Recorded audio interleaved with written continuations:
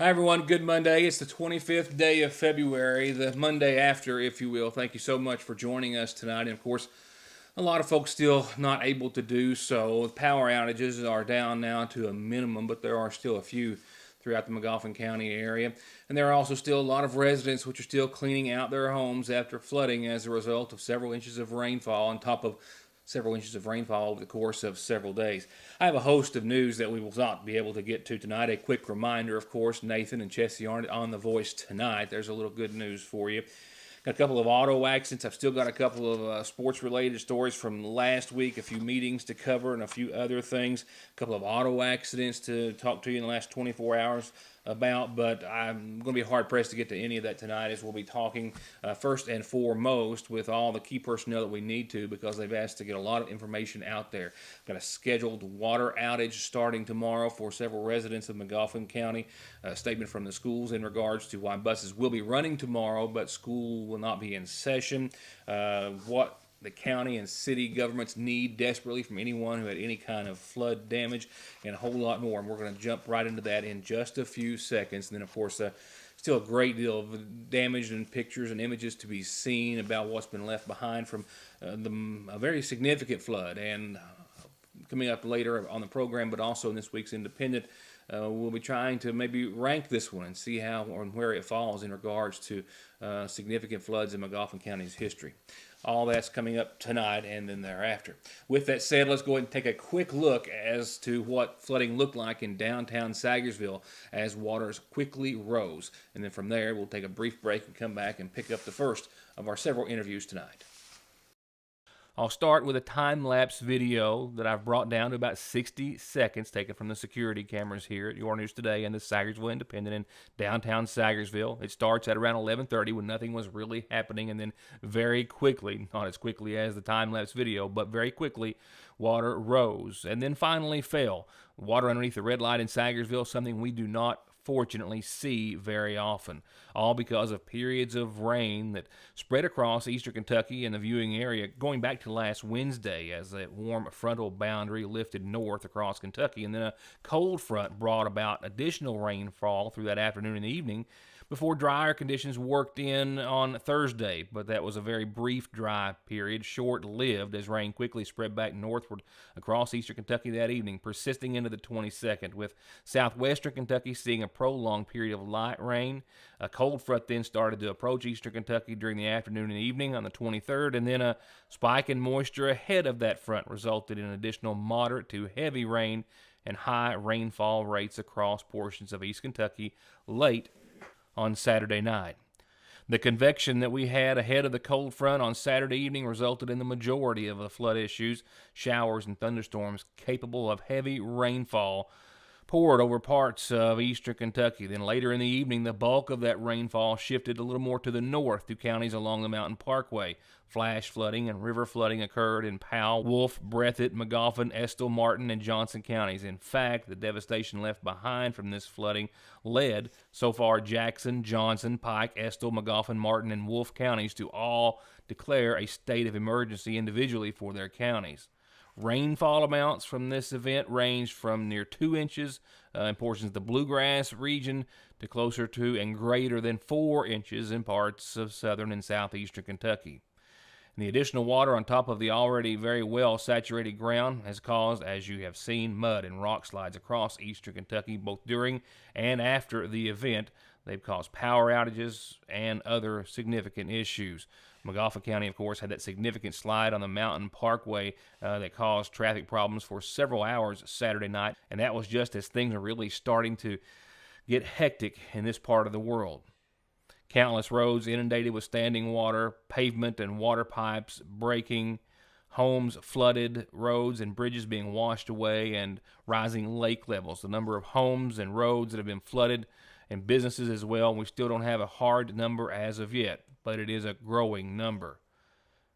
As for records, there have been some set. Lake Cumberland, for example, reported the highest lake level of 755.5 feet yesterday, breaking the old record of 750 feet. Cave Run Lake rose to within 6 feet of the record from all this recent rainfall, and Cave Run's level is still rising as of last report.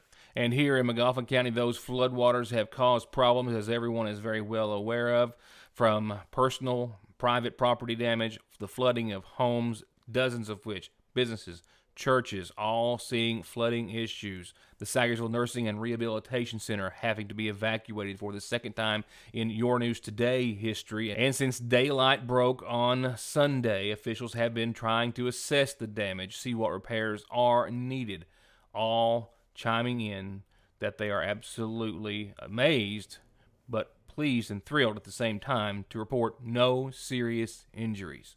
There was one of our EMS personnel who did suffer some minor injuries. We have interviews and information from our emergency management directors for the city, for the county.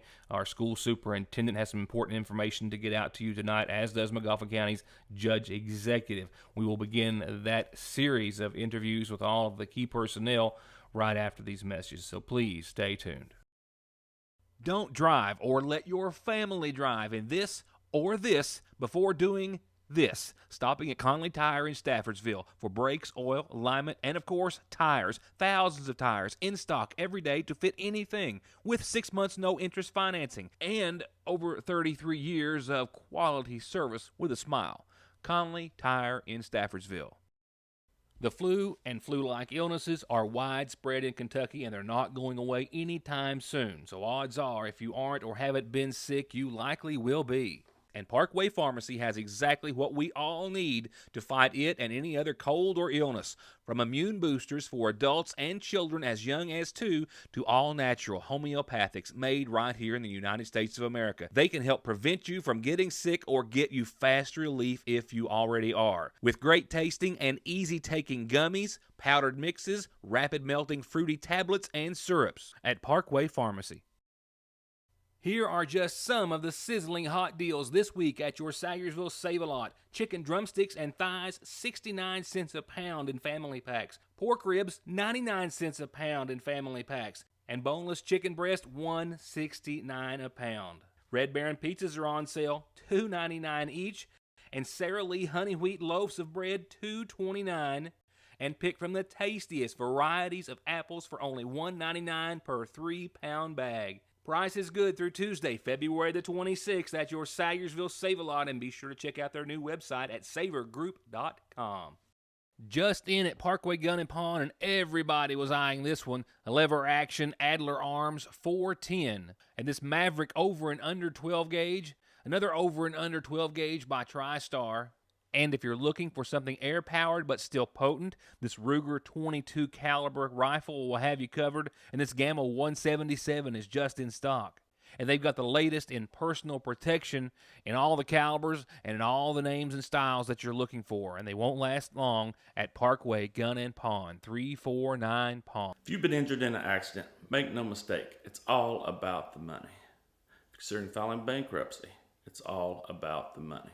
I'm attorney Jeff Lovely. I represent injured people who deserve all the money they can get. I represent people who deserve to keep their hard-earned money. If you've been injured or considering filing bankruptcy, call me at my Sayersville office at 349-4522 or at my West Liberty office at 743-1965. Check out the newest arrivals at Gateway Motors, like this 06 twin-turbo V8 all-wheel drive Range Rover, this 06 Jeep Commander full-size trail-rated luxury, this 05 GMC Yukon with third-row heated seats loaded up, and they've got an 08 Nissan Frontier four-wheel drive V6 automatic with only 122,000 miles. And this 06 F-150 has 119,000 original miles. And you can drive off in any or all of these for about $200 a month at Gateway Motors in Sayersville. 349 cars. Several Eastern Kentucky declaring individual states of emergency, and of course our governor also doing that statewide. Governor Matt Bevin just declared earlier this afternoon a statewide emergency in response to the heavy rainfall which has caused widespread flooding and critical infrastructure damage across the Commonwealth. His executive order enables the mobilization of state resources to be utilized in support of cities and counties as needed, and there are several cities and counties. McGoffin County was one of the hardest hit among many and that widespread rain is still causing a lot of issues locally. We will talk with several individuals tonight about what has happened thus far and what they hope to happen thereafter. We will pick it up with Magoffin County's Judge Executive Matt Wireman, who says that he and county officials were closely monitoring the situation leading up to it, realizing the previous rainfall combined with that which was coming could cause some serious problems, and indeed it did. Matt Wireman, our Magoffin County Judge Executive, tells me early on he notified his Deputy Judge Kevin Howard to go to the Magoffin County 911 Center to use that for a command center, and he says that just as soon as daylight broke and they were able to get out, that he did have as many of his staff and county employees meet at the county garage as early as possible at around 7 o'clock yesterday morning, so they could start assessing the situation. He says that indeed there is so much damage to roads and infrastructure that they're going to have to outsource and hire a contractor or contractors to help expedite all the structural damages to roads, bridges, ditches, and etc. We pretty well had all of our staff come in and spent till after dark yesterday going addressing needs and assessing needs, and that's pretty much what we're doing today. I drove over 200 miles yesterday just in Magoffin County trying to look at spots. There were some spots down in we say down, but in the northern end of the county, downstream, that I couldn't get to. The water's across the road at the Gifford Bridge. It was across the road down on Lick Creek. There just wasn't any way to get to that end of the county to assess the roads that those people were calling on. I've been down that area today. I've been with the contractor out today. We don't have the manpower or the equipment to address a lot of the needs. So I've got a contractor that's who's got bigger equipment that can do things faster and easier than we can, going out, and he's going to address a couple of our needs today and tomorrow and the next day, and we'll see where we stand then, and we'll probably have to continue for a little while using independent contractors, but I think in the foreseeable future we'll have all these addressed to where the roads are passable, and I think that's the primary thing. I've spoken to the school superintendent, Scott Helton, about the road situation for the buses. We'll be evaluating that situation today and tomorrow to make sure that the buses can safely pass and pick up kids. Obviously, if the tiles and bridges are washed out, we won't be able to get the buses up in there. But like I said, we're trying to address the ones that we can with our equipment and the ones that we can't with the independent contractor. And hopefully, like I said, we'll get back to some sense of normal here in the next week or so. As for the county roads, Wireman says that there are 29 to 30 so far identified as impassable or virtually impassable. And most importantly, it's right now vital for everyone, regardless of the size or amount of damage you had to your property, to call the judge's office and report it in order to meet federal disaster guidelines. That's where we need that information reported to us so that we can report that to the Kentucky Emergency Management. We have a requirement every day by noon to give the latest numbers that we've had over the past 24 hours. There's a lot of information that's on there, but basically what we need is anybody that had any water damage at all to their property to call down and give us their name, number, and phone number, and so that we can report those totals daily to the Kentucky Emergency Management. We're hoping to get that federal declaration, and we need all this information, and we need accurate information. I know there's a whole lot more out there because I've driven all over the county. Like I said yesterday, over 200 miles just in Magoffin County checking the areas out, and there's a lot I know they're just not reporting. We had, I think, 30 yesterday reported, and we've probably got that well over 60, 70 this morning, but there's a lot more than that. I mean, I've seen people out cleaning their yards up, and I see the damage out there, but we need that data. I mean, if you call and there's no answer, that means we got other people on the phone calling in their information. Just keep calling back, because I want accurate data. I want to get everybody accounted for. I want everybody to get anything and everything that they're entitled to, so that we can take care of this disaster. And I need to add, as will Judge Wireman, Out of all the interviews that I've done today, and out of all the folks that I have spoken to in the past 48 hours, there's one common thread between all of those discussions. Everyone's pretty much amazed. And that is that when daylight came and everyone was able to get out and look around, that even then, there were no serious injuries as a result of this significant flash flood. Surprisingly, and I think that it's an absolute miracle, this is widespread. It's all the way from 10, 12 miles south of Royalton to the county line everywhere's north. I mean, all that area of the county. Our far southern part of the county seems to have been spared. Typically everything hits up the Heather River and washes this way. I think from about Salt Lake down is where the most water hit, most rain hit. But it's just truly a blessing that we haven't had any major issues with people being injured or loss of life or those kind of things. I mean, because this is a pretty significant event. As for the city government, Mayor Pete Sheppard says, indeed, consistent damage all across the city, all adding up to a big job. He also says that there is a scheduled water outage for residents in Magoffin County, not in the city of Sagersville, due to damage to a Sagersville Water Works distribution line in the Route 40 area. It's mostly a little bit all over the city. We got mostly on Coal Branch. We got some slides on Oxford Branch, on Sugar Camp. So it's all over town. We got covers washed out, ditch lines filled in, and washed some blacktop up. So it's just it's a little bit of damage everywhere.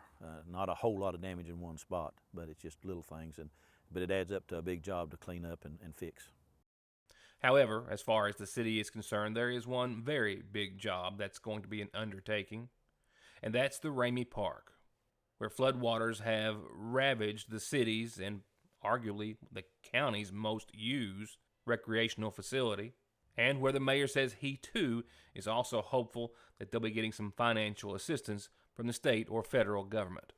Now, this is a major cleanup here. This is going to be the thing that really is going to test us getting it all done and get it back to where it can be functional for all the people in Sayersville and Magoffin County. The ball fields, the fences is going to have to be replaced on 2 of the fields, looks like. We got a lot of mud, water, a lot of debris, a lot of washout. So it's going to make a big job to fix the park back. I think one good thing about it, it's in kind of the middle of the winter when it's not being used as much, so we'll be able to get in and hopefully get it cleaned up in time Little League and all that stuff starts. Sheppard also says that he's been in contact with individuals who are starting the assistance process, and that they're still days away from trying to get an exact number, or as close to it as possible, of total damages to the city and to city residents. I hope we're going to get a lot of support. I had Doug Hoff from U.S. Department of Agriculture called me this morning and said they'd try to get an assessment for them. They'd try to help us out. I know FEMA will be in here, but it's going to have to be fixed whether they help us or not. So that's going to be the thing about it. I know the county's strapped for money, and city is a little bit too, but now we're going to get it fixed, and we're going to fix back right. Some of the places that washed out, like on Coal Branch, it was never put in well to start with, so we're going to try to go in. If we do get some money, we're going to ask if we can go in and fix it right. So a lot of this won't happen again. And just a couple of other things we want to make mention, city-related. The City Council is having a special called meeting later this week, a sole item on the agenda, I believe, and that will be approving the generator, which is going to be placed at the intake, I believe it is, for the water treatment plant, which will allow them to keep water going even in times of no electricity. And speaking of water, the mayor says he's using any and all means to try to reach a couple of dozen Sagersville Waterworks customers out of the city limits on Route 40 who are going to have to be without water for a couple of days this week due to having to repair a line that was damaged by a slip under a portion of Route 40. Tomorrow, all day Wednesday, and maybe part of the day on Thursday, the water will be off, completely off, from Lindsay Meads Church on Route 40 all the way to the county line. It'll only affect the city's customers, not the county customers, because they've got some kind of tank up there that the county customers will still get water. But anybody in the city, and I think it's about 25 customers, will not have water, and that starts tomorrow. The state has to come in and drive pylons where the road washed up there, and so they're afraid to, if the hill comes on off, it's going to take our water line out too, but they're going to come in and drive pylons, so water will be off. And so be advised at 8 o'clock in the morning, it'll be shut off for all day Tuesday, all day Wednesday, and probably part of the day on Thursday. Superintendent of Schools Scott Helton says that no schools received any damage. little water, or probably perhaps a lot of water, in the lower parking lot of the New McGoffin County High School was it. No buses were involved or damaged by the flooding, but the school buses were used, as we know, to transport residents of the Sagersville Nursing and Rehabilitation Center to the Harold Whitaker Middle School, where they were housed temporarily. We'll hear from Paul Howard on that subject in just a few moments. But I talked to Superintendent Helton earlier today as he was addressing one of the many road situations, this one a little close to home, so to speak, as you'll see, as they were trying to determine as to whether or not there would be class in McGoffin County tomorrow, to which they determined it was simply impossible due to the dozens of roads which were adversely affected by so much flooding. I caught up with McGoffin County School Superintendent Scott Helton earlier today as he was assessing a slip at the entrance of the Harold Whitaker Middle School right here. One that will most certainly have to be addressed, but not immediately. It poses no immediate danger, but does present itself as a problem area in the future. With Helton telling me this is one of the many areas that they've been assessing since daylight yesterday. And he also says that even though classes will not be held in McGoffin County tomorrow because of the dozens of roads which are impassable by school buses or altogether, buses will be out tomorrow so they can better assess the situation. The water is not the issue now. It's just the damage and the after effect of what it's done to some of these side roads and things that we were traveling buses on. If you look at the major roads, you would assume that everything's ready to go, but we run a lot of side roads, a lot of back roads that you would call them, that's not blacktopped or graveled. Even the smaller blacktop roads, we're concerned about some of the water that's washed away at some of these roads and some of the dirt that surrounds the roads, and then some rock slides and mud slides that's still out there. I'm coordinating with the county judge and actually the mayor, because we have a few roads in town here, that side roads that we're not going to be able to get up and at this moment and turn a bus on. So my plans are working with the county judge and the county road department. We're trying to assess the roads that we can get up, but right now trying to let them dry out a little bit more before we put a heavier bus to create more damage on these roads. So tomorrow my plan is we probably won't be in school on Tuesday, but we're going to try to get back in on Wednesday. But tomorrow I'm planning on letting our drivers run the routes that they have by themselves without putting kids on the bus, just to see how the roads hold up on these side roads, and then do an assessment of where we can go with buses and where we can't get to. And then once we get that assessment made, we'll try to contact those parents and let them know what roads we will be running and what roads we won't be running on. But that's going to take a little bit more time today and tomorrow to get that coordinated. So, and the other thing is safety. A road could look fine, but if you put a bus on it, it's a little heavier than an automobile. We don't want something to turn over or something like that to drop off and put kids in danger. So my plan is to have them run those roads tomorrow to assess them. And just to keep you up to date and accounting, as many are, Helton gives us an update on the last day of school. Right now, we're still, spring break is still in the calendar. They haven't taken those days out. And with those days still being in the calendar, we're in the first week of June right now. When I come back, we'll talk to a couple of our key EMS personnel. The McGoffin County Rescue Squad was out in force, but suffered significant losses themselves, equipment-wise. One of their members was injured. And Fire Chief Paul Howard, who's also the Emergency Management Director for the City of Sagersville, has a few things that he needed to discuss as well. And that's next. Appalachian Wireless is transforming the way you upgrade your smartphone. Trade in, trade up, and experience the benefits of Appalachian Wireless's trade-in program. Head into any Appalachian Wireless retail location or go to AppalachianWireless.com to get an estimate on your device. Use or apply your device credit towards your new Appalachian Wireless device or account. It's that simple. Just another way Appalachian Wireless proves better service and bigger savings. That's today's Appalachian Wireless. At Sagersville National Bank, they know your house is much more than your home. It's an investment, and for many of us, the biggest we'll ever make.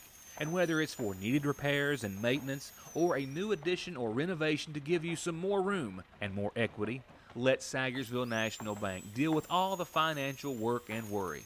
Real and real competitive, hometown, homegrown, home improvement loans at Sagersville National. Heart disease. It's the leading cause of death for men and women, taking 1 of every 4 lives.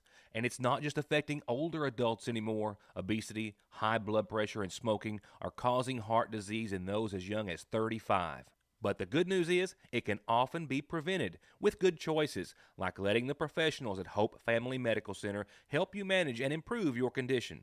February is American Heart Month, and the providers at Hope are ready to help you with good choices, which are as simple as calling, coming in, or attending their chronic disease self-management program every Wednesday in February at the Lakefront Church of God. Big Sandy Healthcare and Hope Family Medical Center want you to love your heart. Car wrecks, truck wreck, disability, workers' comp, slip and fall, wrongful death. Your case matters to you. Your case matters to us. Contact McFarland Tinker Law Office. With our combined experience of over 58 years, we're here ready to work for you. Whether it's game time, family time, or any kind of fun or hungry time, it's always a perfect time for the party platter from your Sagersville Lee's famous recipe. 20 crispy buffalo wings, 20 hot and spicy wings, fried pickles, cheese sticks, jalapeno poppers, mini corn dogs, jumbo breast strips, and spicy jumbo dippers. It feeds a crowd for only $34.99, and you get $3 off if you call and order one at least a day ahead. It's party time at your Sagersville Lee's. From brakes, exhaust, suspension, fluid changes, to expert collision and auto body, to turning your 4x4 or diesel from mild to wild, get real auto maintenance, paint, and repair at Black Smoke Performance in Dixie of Sagersville. 349-8785. Spring can't get here fast enough, but new spring fashions can, and they're already coming in at the seasonal shop.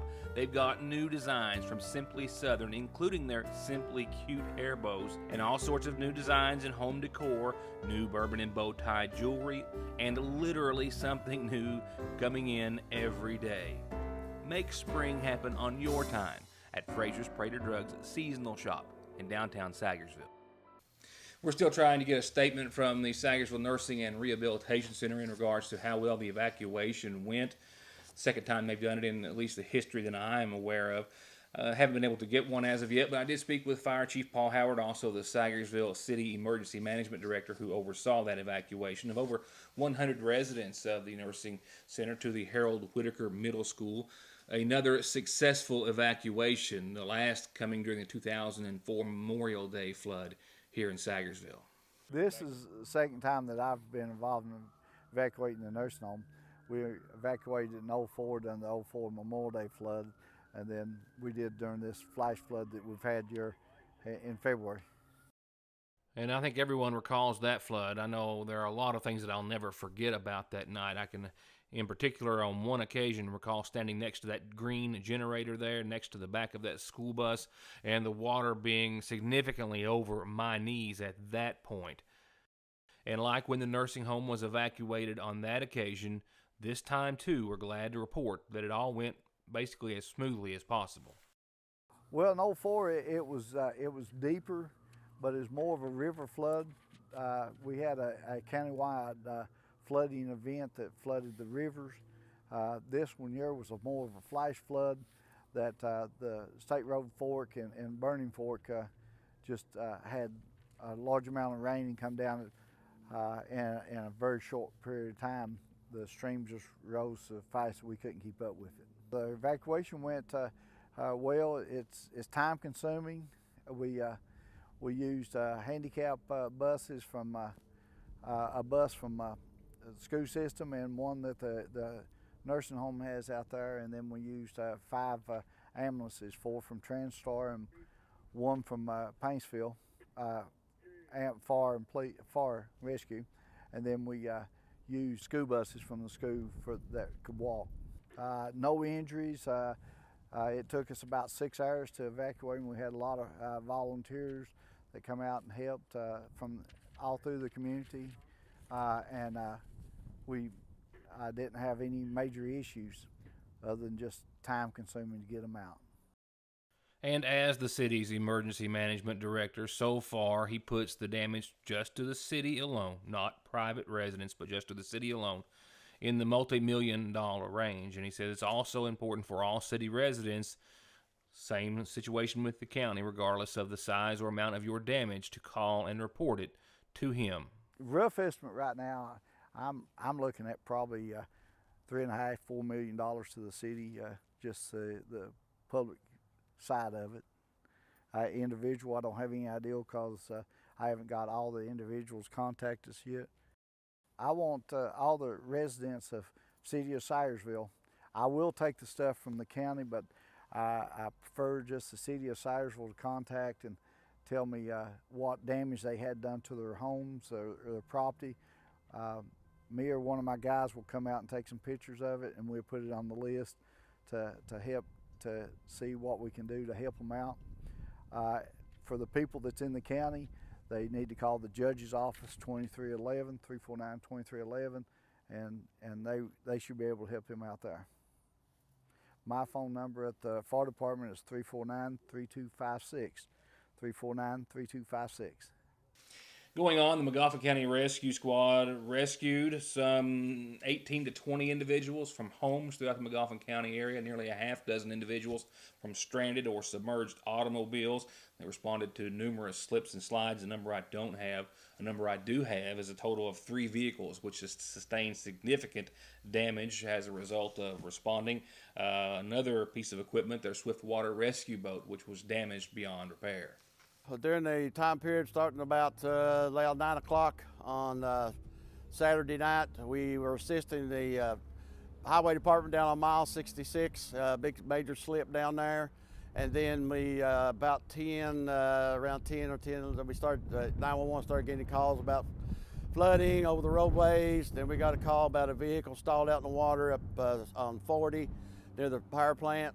Then by that time the water was really big on where the old Wimp Conley place was, so I sent rescue units, even though I knew that it was going to be bad, because our priority is to try to save lives. And so we did, and got the lady out. But in that process, our KMO, what we call the green machine, it got sidetracked, swept into the ditch, and our guys were able to get out. Plus, they also got the lady out in that car. And then it just started, I hate to say snowballing, but floodwater. Then we were notified from Chief Howard that they were evacuating the nursing home, and water was coming in on the backside. We assisted with that. We had a couple, so altogether we had 5 water rescues out of vehicles. Actually, two down on 134 Johnson's Fork, where I had to actually commandeer, which I had called the county judge as soon as I thought we were starting to have major problems around 10 or 10:30, and he went ahead and declared a state of emergency, which that gives us authorization to use whatever resources that we need. And so I got the highway department to take their big end loader and go down and get this one gentleman, which is on top of his roof, and able to go in and get him. Just probably minutes later, he would have been swept away. So thanks to the highway department guys for letting me use their end loader. Then we used our Swiftwater rescue boat in the east end of Syersville. We evacuated probably about 18 people. In that process, we also basically destroyed our Swiftwater boat. They ran over some barbed wire and didn't know it, and slit the bottom of it. And so that was out. And then we had mutual aid call in to Floyd County Rescue. They brought a Swiftwater team over and assisted us. We assisted them in removing some more people here in the Cheyenne section. So thanks to those guys for covering us. We always help each other anytime we need to. And also in the process, as you see behind me, one of our members was going to a medical call on Sire Branch Hill, and just at the bottom of Superior Hill, timing. Let me tell you how timing, we don't know that half a second or that second what's going to happen. This slip come off and a tree fell and busted the windshield out and on my member. He was taken to the hospital and treated, but no serious injuries, and he's out here today again helping us. And today they are assessing the loss of equipment that they have suffered, the 3 trucks, the boat that Carter mentioned, some of it which may be repairable, some of it still yet to be determined as to whether or not it will be able to be put back into service. Our water search rescue truck is out, coming back from that water rescue up on 40. the water had risen, and so they tried to get back through it, and this like about 50 feet, and the motor got water in it, drowned it out. That vehicle is now out of service, and so we're going to take it, try to get an estimation, and of course, you know, we can. Declaration of emergency means, you know, hopefully money will be covered like that, but they don't have federal government is slow. They want your tax money real fast, but they're slow about getting it back out. We lost 3 vehicles and our swiftwater rescue boat. And so we're still service. We can still provide services. So it just we'll have to rethink what we need to do. And with that, I just have time to simply say I'm so glad to. At the same time, we've got a few nice calm days ahead. There is some rain in the forecast, but nothing as heavy as what we've had to endure. But tonight, clear, 26 degrees. Tomorrow, sunny and 53. Wednesday, sunny and 62. Some slight chances of showers that we'll talk about thereafter. Well, after this program, when I see you back here next time. Thank you all for watching. We'll pick up continued updates and coverage from the flood of February 2019 when I see you back here tomorrow night. Thanks for watching.